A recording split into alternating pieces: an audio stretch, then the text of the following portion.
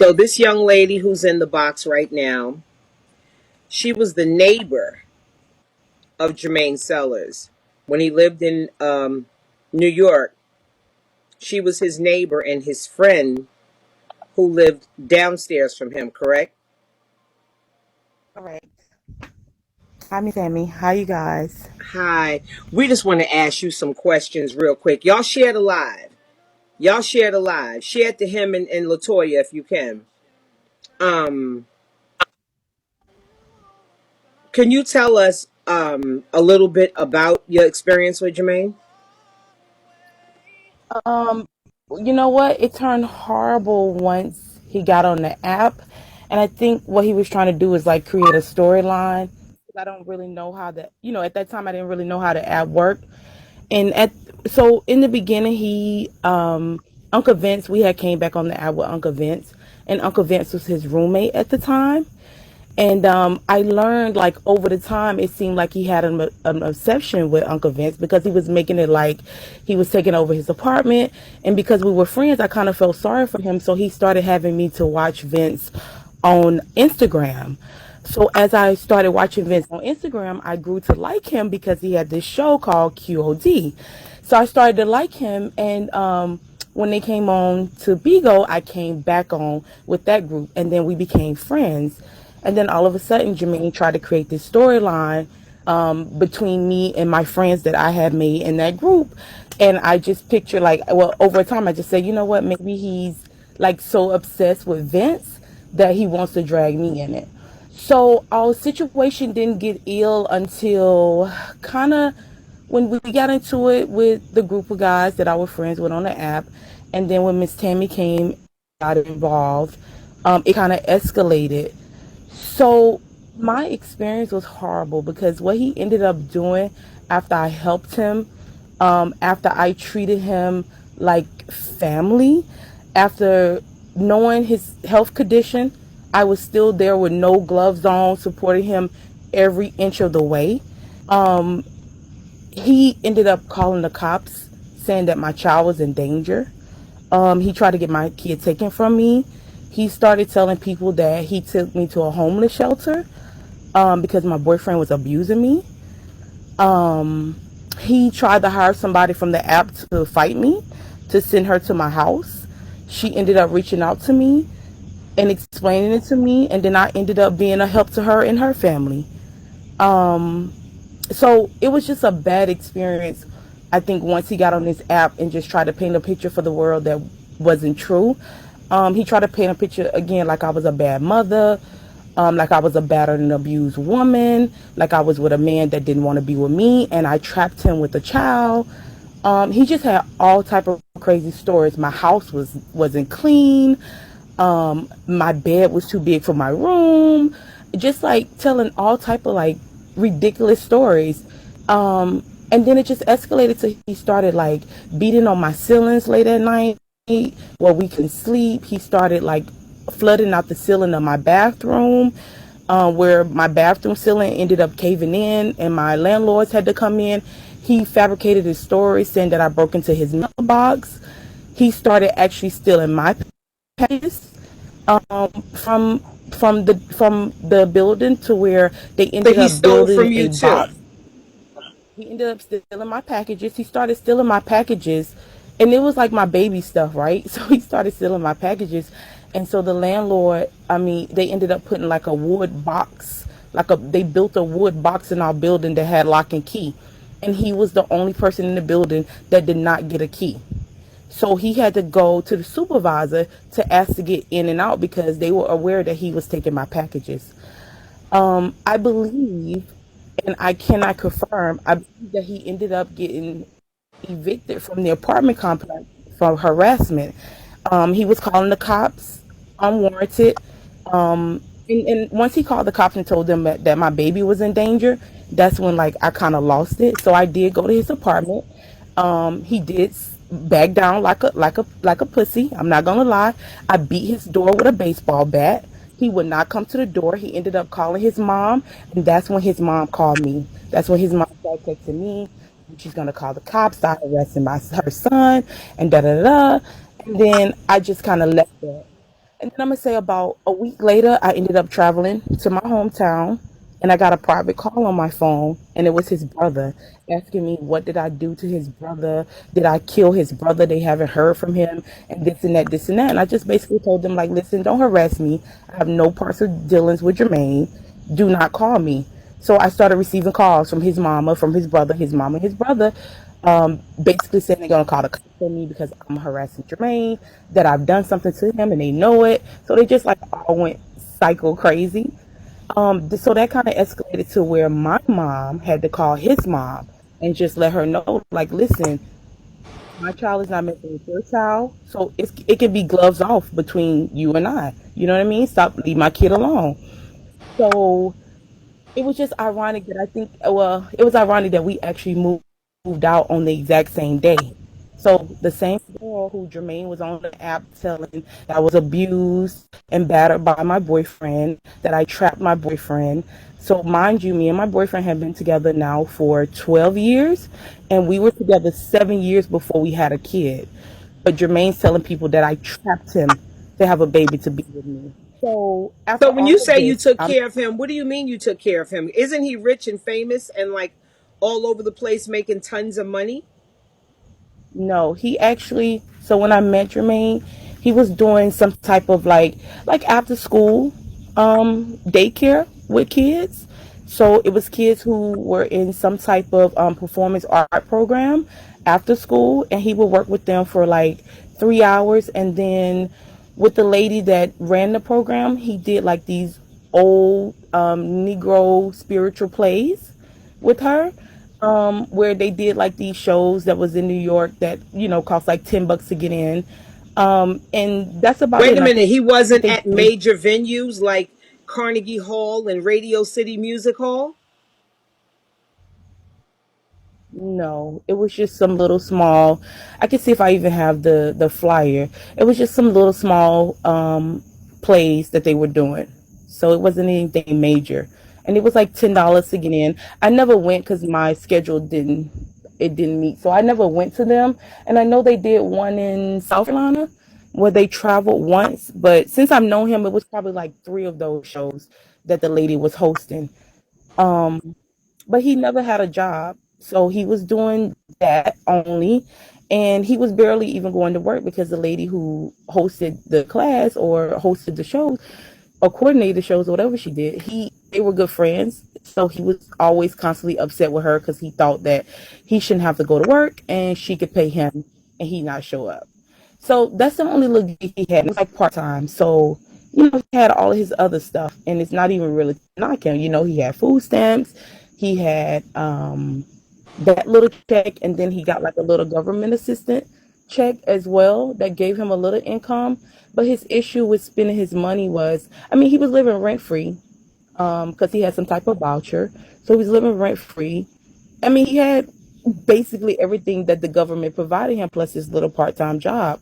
So where I came in at was, because I am very stable in my financials, and he knew that.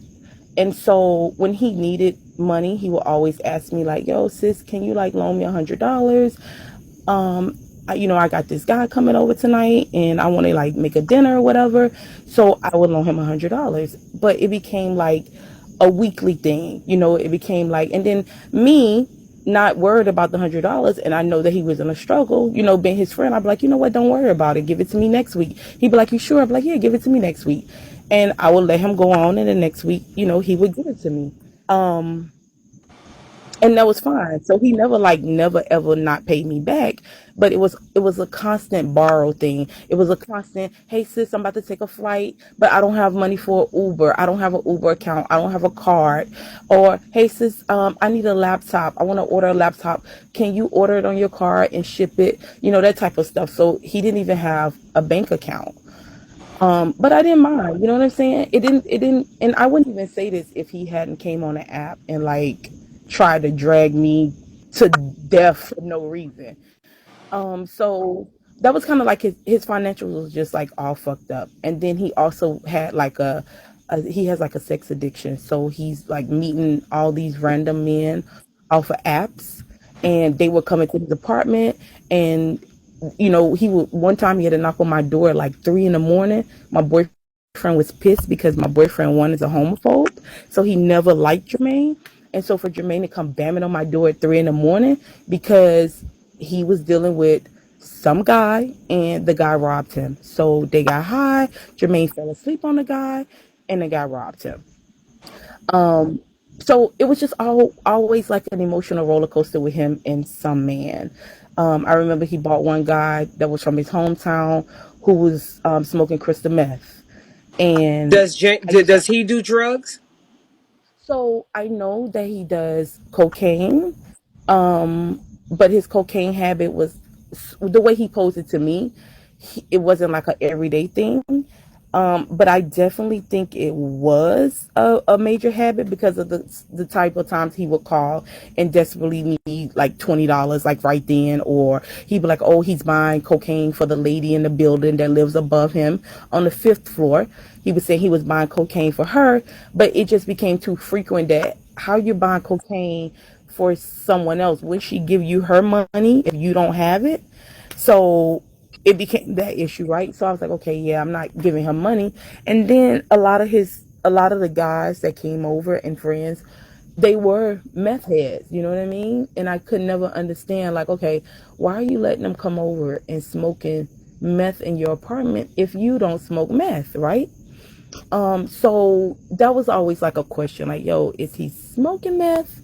He doesn't really have like the skin of a meth head, like I don't know too much of the drugs, so whatever. So I didn't like really feed into it, but he definitely did cocaine here and there, so he said, but it could have been a little um, more than what he said. So I'm not really sure, how bad his addiction So was. when you had to take care of him, like what type of stuff did you do for him?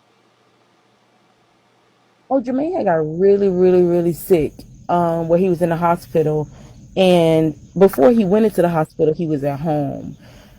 So I would do things like, go out, get his groceries, go to the store to get, to the pharmacist to get like different medications for him. I used to have to bandage him up because whatever was happening at the time, which, well, I know what was that was happening at the time with him, it was having his skin to burst open into like sores. Just like randomly every day he'll have like this new like blister that busts into a hole. So I was having to help him patch him up because they would be in like sensitive spaces, like, on his back of his legs and his butt, on his arms, and it would be places that he can touch back. It had fucked up his face at one point. So he needed somebody to help him, patch him up. He needed somebody to help him kind of like drain him out and get him sealed up. So, it was nobody else there but me and him. He didn't have anybody. He wasn't dating anybody. So he would call me and be like, yo, can you come down and like check this and patch me? So I would go down and just like clean him up. And when he went into the hospital, when he had to go to the hospital, he didn't have anyone here. His parents hadn't made it here. So it was me, it was me who was sitting in the hospital with him.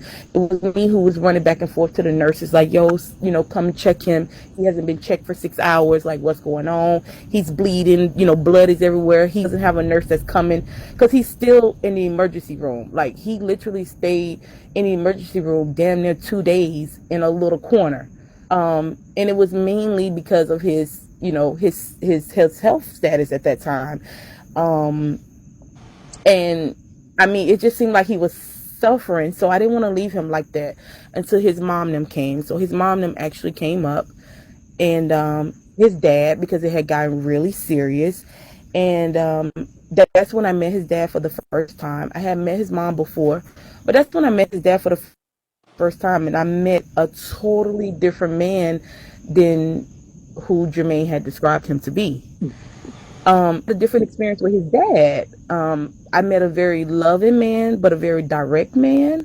A man who seemed like he wasn't going to take any bullshit in his home.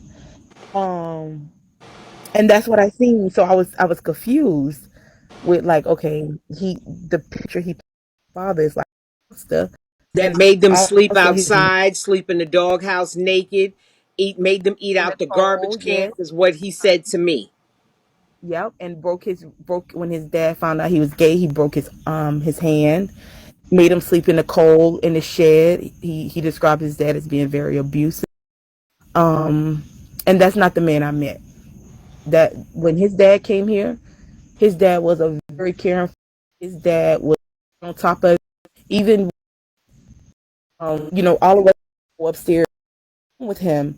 His dad was constantly like, okay, I'm gonna go up. He needed to check with the doctors. He needed answers. And he didn't leave until he got what he needed. And then when Jermaine came out of the hospital, his dad told him like, you're gonna have to come home with us, so they can just like help him. So I seen a different dad than the dad that Jermaine described. Would you say Totally. he lied on his father? Yeah, I'll 100% say he lied on his dad. I'll also say, like, because he says that he was molested by family members, and those family members I happen to know. So why Jermaine and I became close in New York is because his family is also they are like 30 minutes. Their original hometown is 30 minutes from my original hometown, and I used to date Jermaine cousin. So when Jermaine told me like some of the family members that he was saying that was molesting him, I personally knew them, and I reached out, and they have no clue about any of these allegations. They actually big up him. They supported him. At the time he went to American Idol and Sunday Best and stuff like that. Like they were saying like they were big supporters of him, and they think that he's a celebrity because he doesn't come around. But they don't know that he's telling people that they molested him as a young boy, and that's why he's a gay man.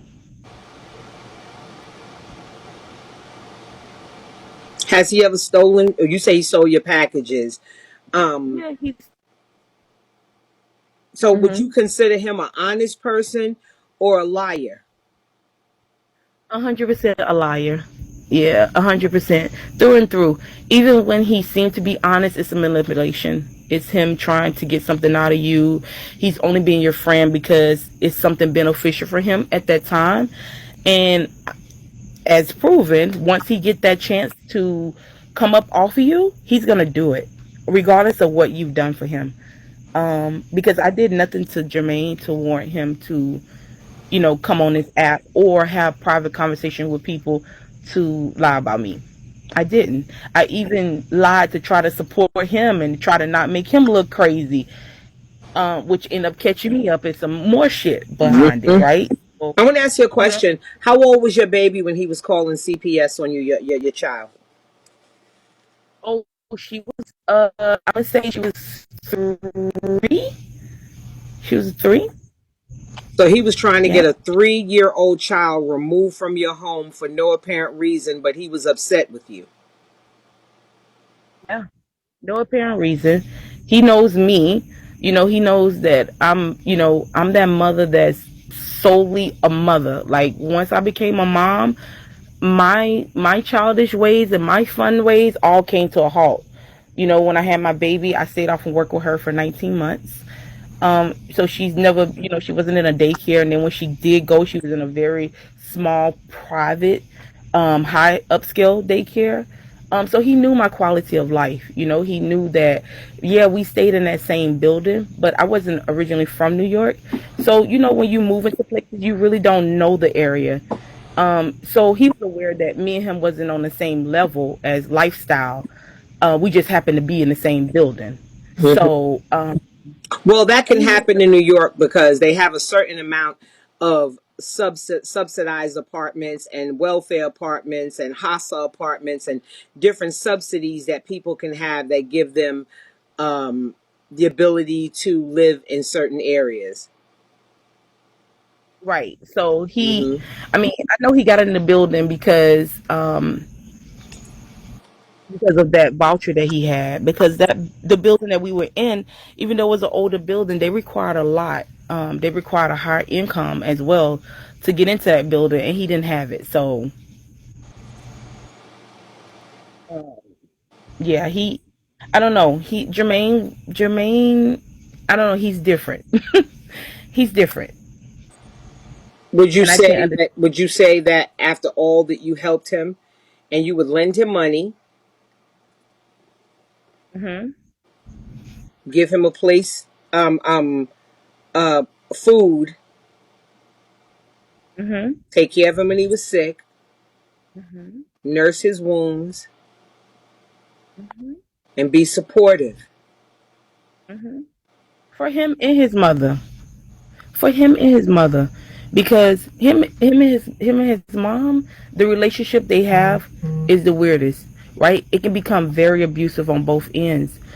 It can be times where Jermaine would just refuse to talk to his mom because she would tell him like, listen, I can't I can't buy you a TV right now because you let your friends run up a $800 bill um in my name, and I have to pay this off because they have a lien on me.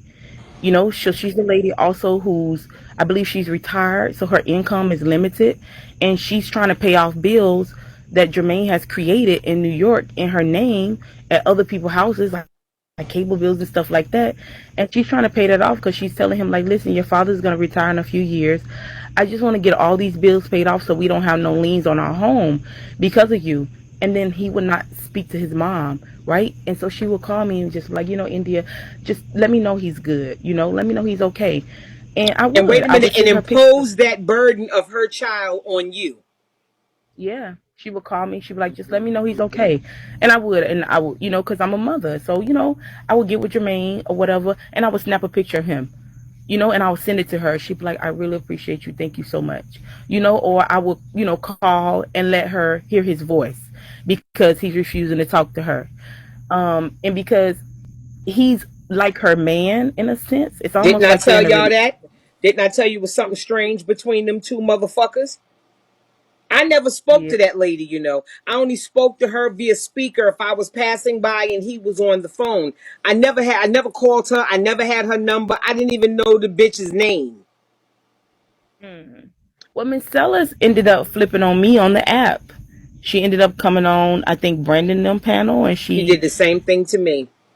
things, and I was so shocked at her because, like, you're an older woman, and you know what I've done for your son. You know how I've been there in support of your son. At one point, she was calling me her daughter, and I had to tell her, like, I'll never call you mom because I only have one mom. So I mean, it was just strange with them at the end, and how his mom, again, I think I'm blowed how Miss Sellers just like came on and was saying that my boyfriend tried to touch my daughter.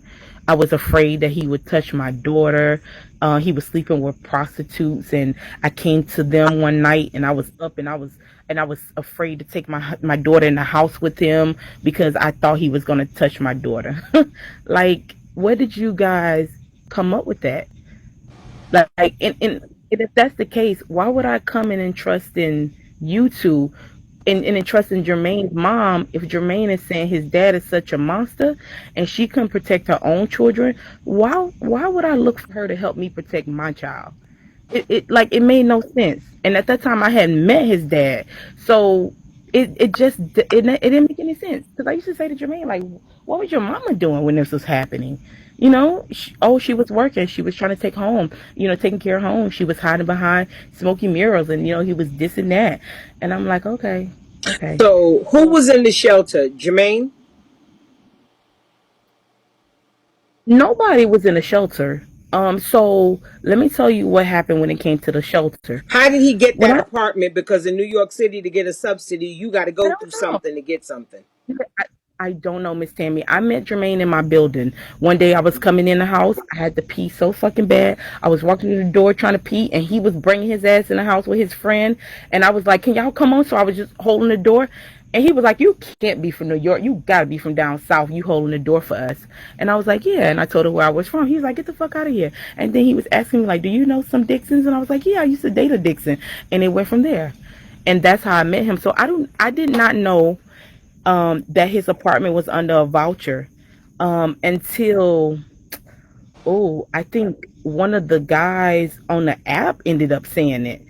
I just knew that he wasn't paying rent, but he wasn't telling me how, and how it came about where he was telling people that he took me to a shelter. He took me to a place because he said that this is how, because I was telling him, like, yo, like, I am on my maternity leave, which I don't have to report. I was like, so shit, if I can get free rent like you getting free rent, like, tell me how to do it. And he took me to this place. And when I got to the place, he was like, listen, I'm gonna tell you right now, what you're gonna have to do is you're gonna have to call the cops and tell the cops that your boyfriend beat you, and then get a report. And I was like, oh hell no. Nah. His mom was like, you gotta do it. Like, my boyfriend is not finna go for that shit. So you want me to go put a domestic violence charge on him to get free rent? They were like, yeah, like, who gives a fuck? Like, it's free rent. I was like, oh nah. So I didn't do it. We went home, and that's where he got the story that I wanted to go into a shelter. The same girl who was like Well, he said damn that near about Sabrina. He said Sabrina lived in a shelter. Um, so wait a minute. So let me show you, Miss Tammy. Let me show you where, because I'm here. I'm at my parents' home, right? mhm. Hold on. Let me see if I can turn my camera on for you.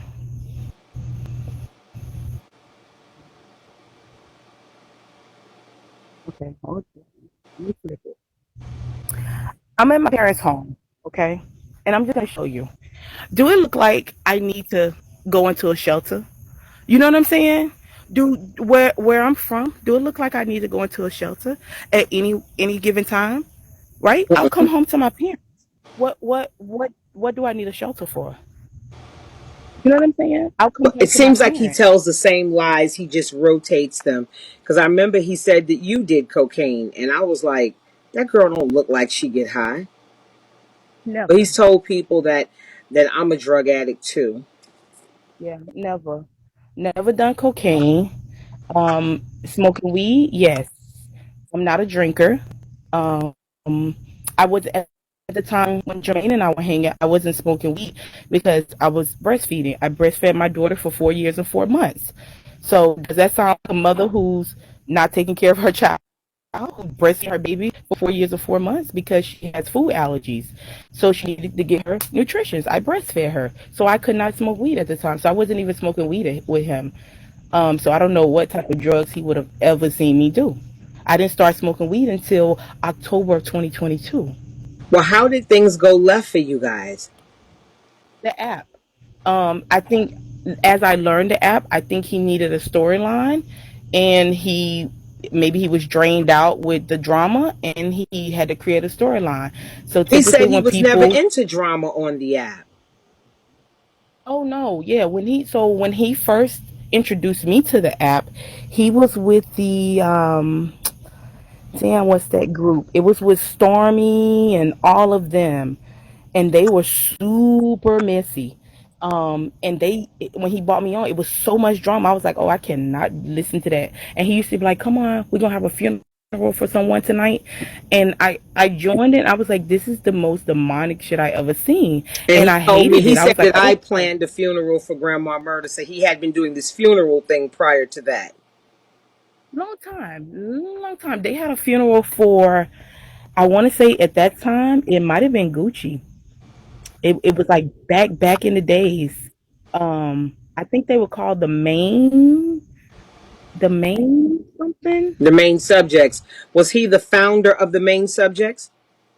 I do not know because at that time I wasn't in depth to it. I think he was claiming to be the founder of it, but I don't know. I've seen him claim to be the founder of a lot of things on the app, so I don't. So, when Jermaine and I met, did I clout chase behind Jermaine and look to meet Jermaine and look for him and ride his coattail? No, no. Actually, when I first seen you, I think it was your host audition, right? And I was watching you. I thought you were funny, and I asked him like, "Yo, who's the older lady?" Because I think you were like the first older lady I had seen. I was like, "Who's the older lady, black lady? You know her?" He was like, "Oh no, she ain't shit." He was like, "She just somebody just coming on here that's just trying to make a name for herself. She claims to be like some comedian, but nobody really knows her type of thing." I was like, oh no, she funny as shit. I was like, and she looked like she got bread because they dropped the fucking yacht on her, right? Is what I was telling him. And he was like, no, she ain't shit. So I was surprised, like after that situation that happened on a panel, with Uncle Vince that you were on the phone with him. I was like, wait, what the fuck? Like, this is the same old lady that he told me not to watch. Well, he definitely came seeking you once he realized that you were like building relationships and that you were standing your own.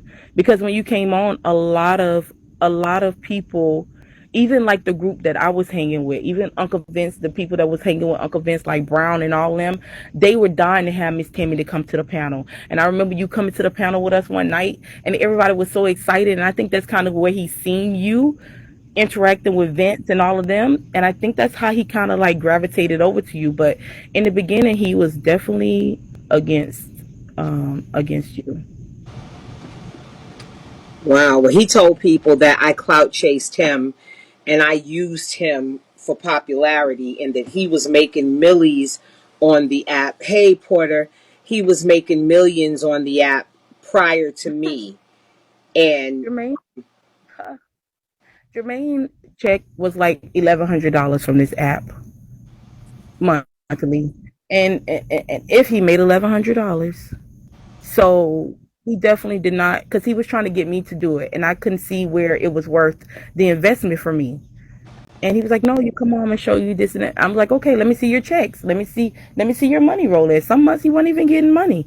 So yeah, he definitely didn't bring it in no more. At the time, I knew him being on before he was even hit the millie. Um, his check was like $1,100. okay, so this is a person who said he was making millions on here. He was making millies, and I came and clout chased behind him, and that I didn't have support, and I was after his supporters, and he had big supporters, and he used to sit on boxes every night. Mm. He didn't.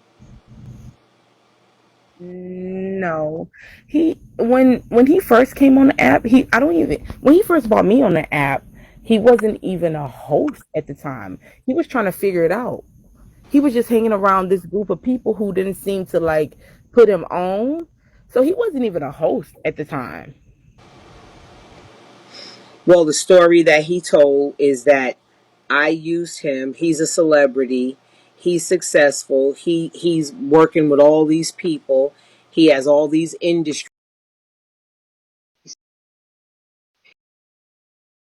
in the dropping albums. Hold on, in the studio dropping albums, and I'm somehow clout chasing off of him. Oh well, you guys should ask his manager. O'Neill was on the app. You guys should ask O'Neill what type of work he put in. You should ask O'Neill how well he works. Uh, Maybe O'Neill could tell you guys because that was his manager. So he said, but I never seen any work that O'Neill he fired him did. too. So, and I'm pretty sure it's because he doesn't work and he lies and he wants to get paid for an old name. He wants to get paid because his Google worth says he's worth, this many millions. But But yeah, how can you be no, worth millions? You can be worth millions and still be eligible for food stamps. right? Because I can't get them. Shit. 1 minute, Ramon. She just want to show us her hair. Hold on, Miss Porter. I just want to get these facts out. So you are agreeing with me when I said he had no cash when I up with him. He only had a food stamp card. Oh, absolutely. I think at that time, Miss Tammy, when he went to your house, he told me that he was in Atlanta with his goddad. So I guess when he was trying to get to you, he had called me for an Uber, and at that point, I was just tired of giving him money, and I was just Why like, would you no, fuck call? Why would he call you for an Uber? And he's a celebrity. Doesn't he have a driver? no. I drove him everywhere we went, and he Ubered with me everywhere we went. So he used to